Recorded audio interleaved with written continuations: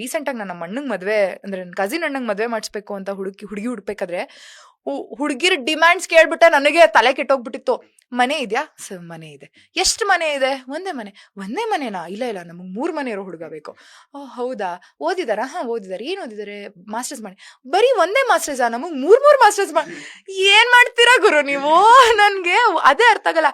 And ಇವಾಗ ಒಂದು ಹುಡುಗಿಯವ್ರ ಅಪ್ಪನೋ ಅಮ್ಮನೋ ಇಷ್ಟೊಂದು ಡಿಮ್ಯಾಂಡ್ಸ್ ಮಾಡೋ ಮುಂಚೆ ಅವ್ರಪ್ಪನೇ 60-65 ವರ್ಷಕ್ಕೋ ಮನೆ ಕಟ್ಸಿರ್ತಾನೆ.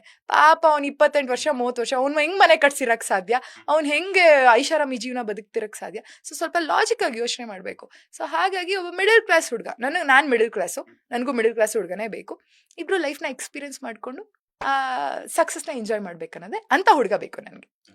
ಮೈಸೂರು ಹುಡುಗರು ಯಾರಾದ್ರೂ ಈ ಒಂದು ವಿಡಿಯೋನ ನೋಡ್ತಿರ್ಬೇಕಾದ್ರೆ ಅಭಿಜ್ಞಾ ಅವ್ರು ಇದ್ದಾರೆ. ಅದು ಸ್ಟ್ರಗಲಿಂಗ್ ಮಾಡ್ತಿರುವಂತ ವೆಲ್ ಸೆಟ್ಲ್ ಆಡೋರ್ಗಂತೂ ಈಗಾಗಲೇ ವೆಲ್ ಸೆಟ್ಲ್ ಆಗಿರುವಂತವ್ರಿಗಂತೂ ಅಭಿಜ್ಞಾ ಅವ್ರು ಬೀಳಲ್ಲ. ಬಿಕಾಸ್ ಅವ್ರು ಆಲ್ರೆಡಿ ಹೇಳಿದ್ದಾರೆ ಯಾರೆಲ್ಲ ಸ್ಟ್ರಗಲ್ ಮಾಡ್ತಿದ್ರು ಅಭಿಜ್ಞಾ ಅವ್ರು ಟ್ರೈ ಮಾಡ್ಬೋದು ಅಂತ ಅವರೇ ಕೊಟ್ಟಿದ್ದಾರೆ. ಅದು ಮೈಸೂರವ್ರು ಆಗಿದ್ರೆ ಮಾತ್ರ, ಪಕ್ಕ ಮೈಸೂರವ್ರು ಆಗಿರ್ಬೇಕು. ಒಂದು ಸಿಂಪಲ್ ಲೈಫ್.